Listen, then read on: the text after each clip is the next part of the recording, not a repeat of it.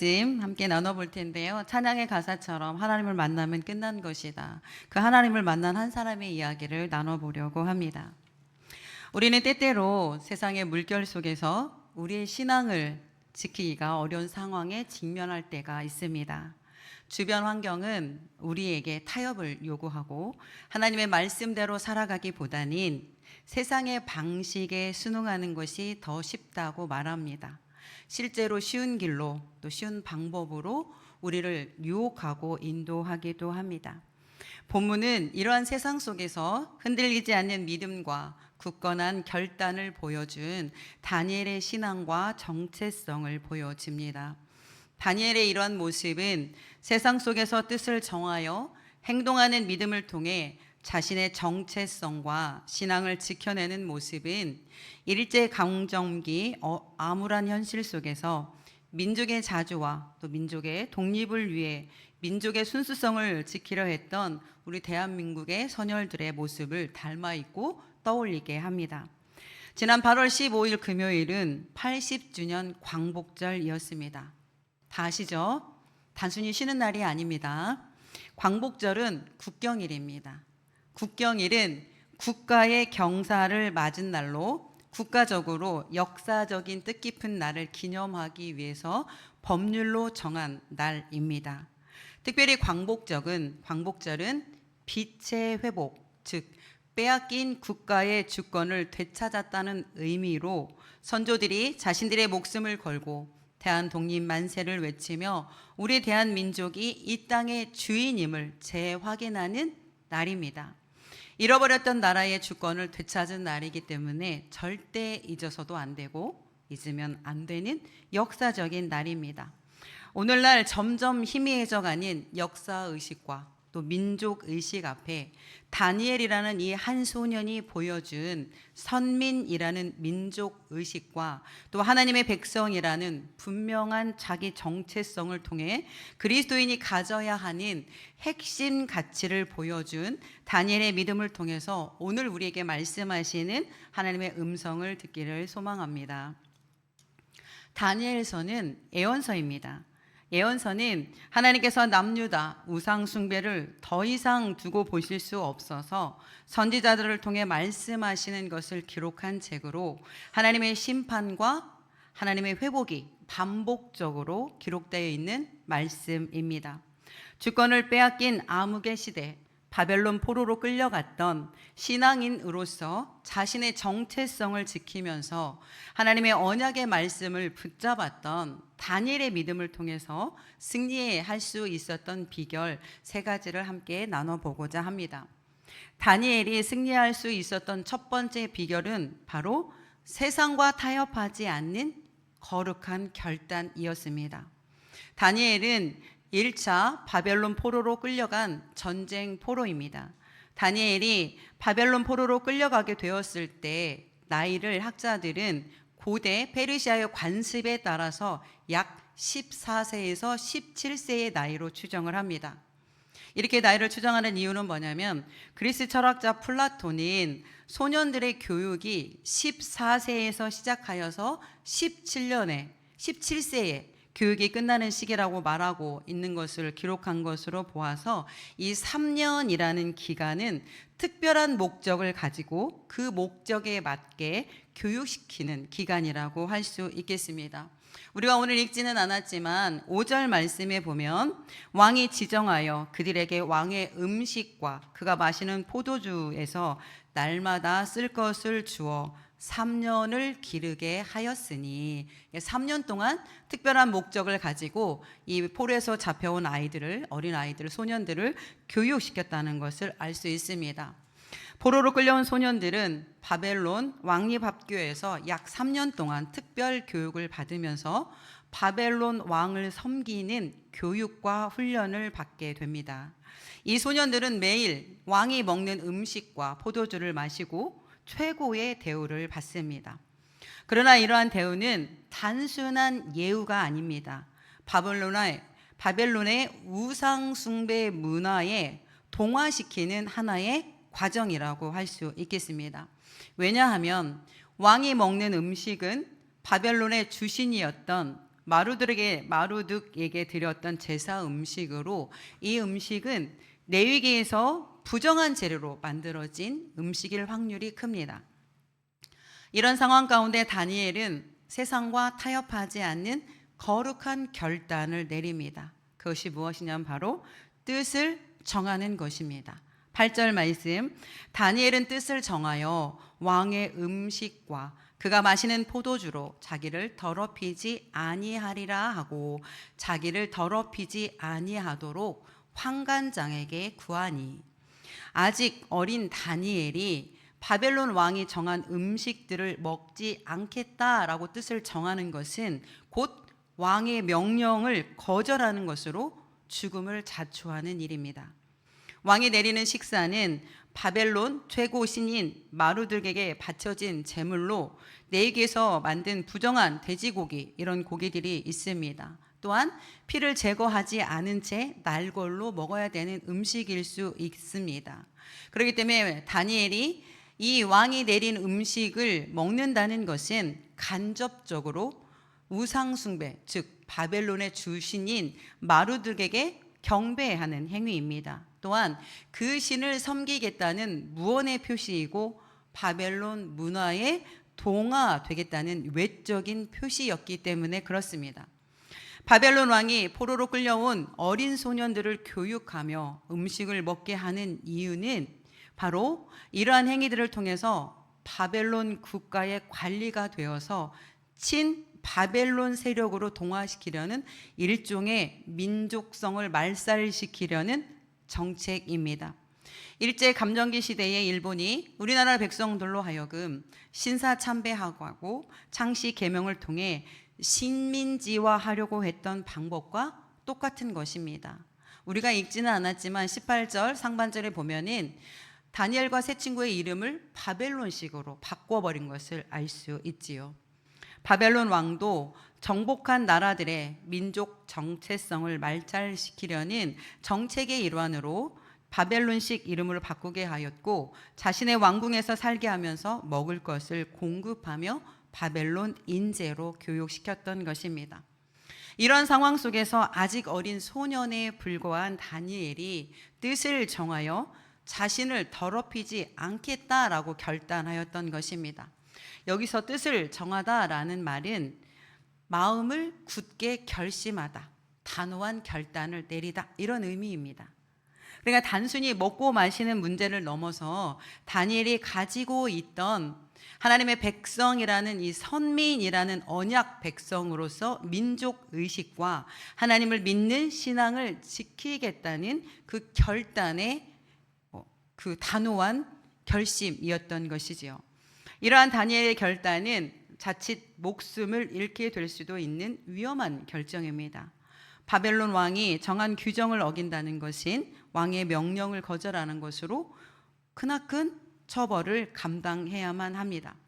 그러나 다니엘은 왕의 명령보다 하나님의 율법을 우선으로 두었고 하나님의 말씀에 순종하는 것을 우선으로 두며 믿음을 보입니다.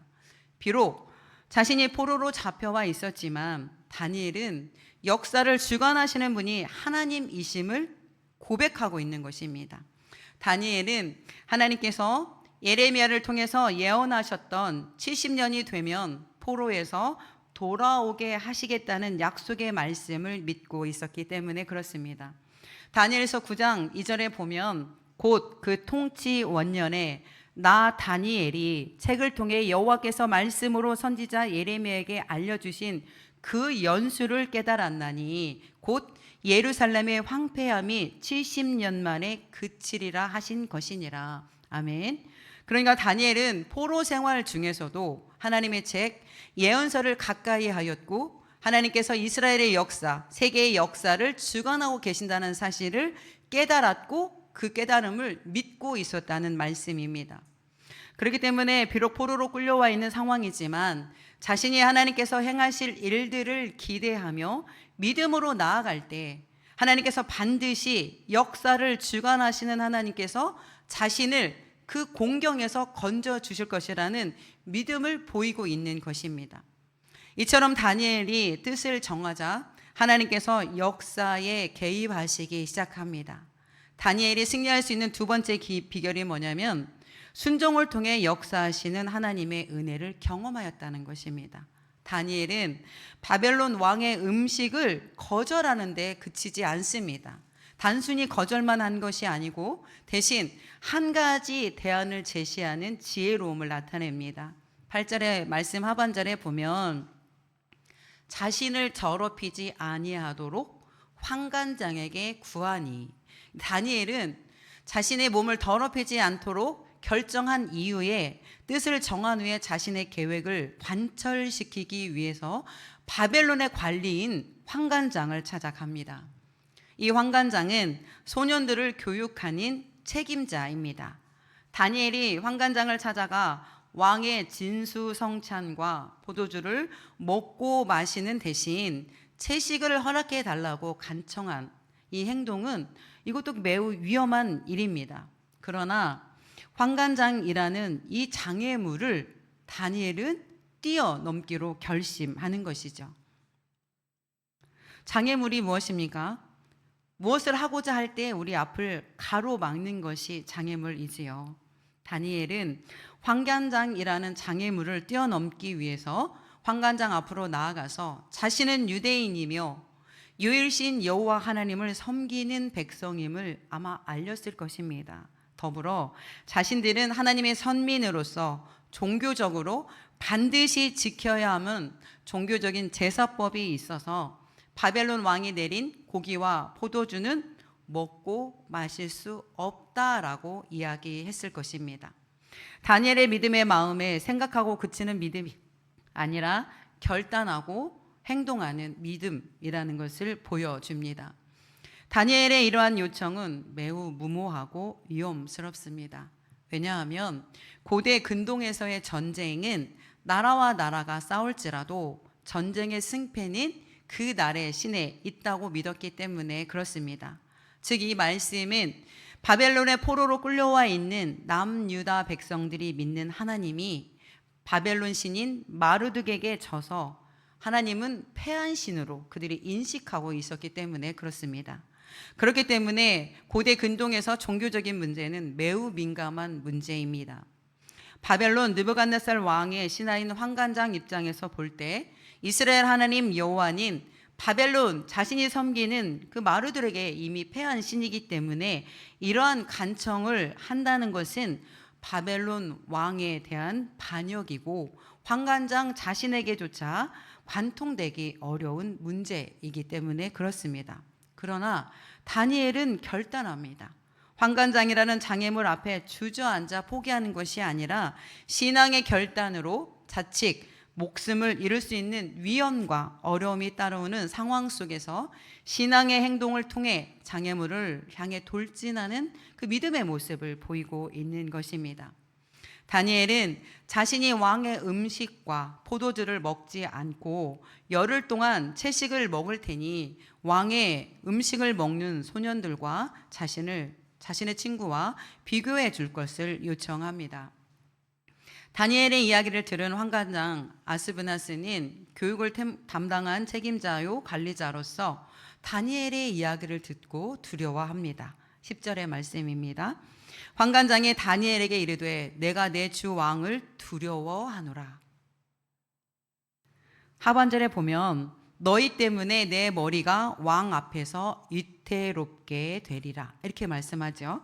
환관장은 평소 느부갓네살 왕을 가까이에서 보았기 때문에 느부갓네살 왕의 성정이 얼마나 사납고 급하며 또한 자신의 마음을 불쾌하게 하는 사람은 누구든 단번에 극형에 처하는 완고한 사람임을 알고 있었습니다. 느부갓네살의 성정을 단적으로 보여주는 말씀이 2장 5절에 있는데요. 2장 5절에 보면 느부갓네살이 자신의 꿈을 해석하지 못하는 갈대아인들에게 이렇게 말합니다. 너희가 만일 꿈과 내 해석을 내게 알게 하지 아니하면 너희 몸을 쪼갤 것이며 너희의 집을 거름더미로 만들어 버릴 것이다. 이렇게 선포합니다. 자신의 꿈을 해몽하지 못할 시에 신하들의 몸을 쪼갠다는 것은 토막살인하겠다, 능지처참시키겠다 이런 말입니다. 뿐만 아니라 그 집을 거름돌로 만들어 버리겠다.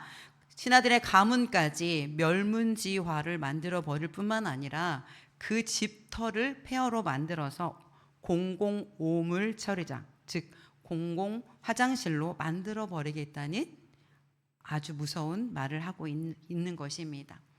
느부갓네살 왕의 잔인함을 환관장은 알았기 때문에 임으로 다니엘과 세 친구의 청을 들어주었다가 다니엘과 세 친구의 건강 상태가 나빠지게 될 경우 자신의 목숨이 위태롭게 된다는 것을 심히 두려워하고 있다는 것을 알 수 있지요. 그러나 역사를 주관하시는 하나님은 환관장이라는 장애물 앞에선 다니엘의 믿음의 결단과 신앙의 발걸음을 보시고 하나님께서 친히 간섭하여 주셔서 환관장의 마음을 움직이게 합니다. 열흘의 채식 기간이 주어졌고 열흘의 채식 기간이 끝난 후에 왕의 진수성찬을 먹고 마신 다른 소년들과 비교해 보았을 때 왕의 고기를 먹은 소년들보다 다니엘의 상태가, 그들의 외모가 더 훨씬 좋아 보였고 윤이 났다라고 성경은 기록하고 있습니다. 다니엘의 신앙적 결단과 믿음의 발걸음을 통해서 비록 바벨론 포로로 잡혀 있는 상태이지만 이 사건을 통해서 다니엘의 이름이 바벨론에 알려지게 됩니다. 이것은 결국 다니엘을 통해서 하나님의 이름이 바벨론 땅에 울려 퍼지는 놀라운 역사를 보는 결과를 가져오게 됩니다.